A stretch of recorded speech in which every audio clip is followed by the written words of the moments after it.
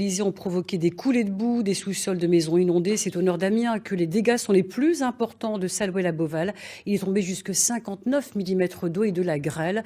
À Naour, les habitants ont été surpris. Quentin Duval, Christelle Sivat. Les images témoignent de la violence de l'orage. Ce matin, les habitants se sont réveillés les pieds dans la boue, parfois plus d'1 mètre d'eau, du jamais vu pour certains. La hauteur, ça a monté, toute l'eau. Mais j'ai déjà vu des inondations avec de l'eau, ça, simplement.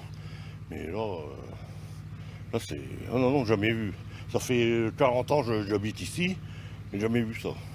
Oh ben, on a tout perdu. On a tout perdu. Ouais. Tout l'intérieur de la maison, tous les véhicules, dans la moto, dans le garage. Puis bon, il y a des valeurs sentimentales où tout est... Dans la nuit, un torrent de boue dévale les rues du village.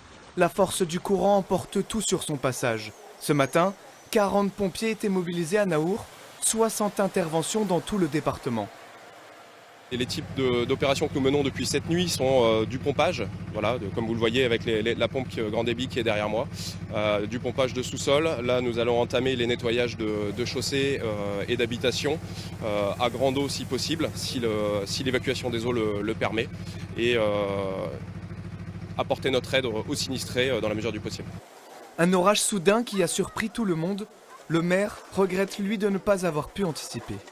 Là où je peste le plus, c'est qu'aucun service de l'État ou de la préfecture nous a envoyé une alerte hier soir sur tous les sites de météo, puisque hier j'entendais les orages, donc je suis allé consulter les sites.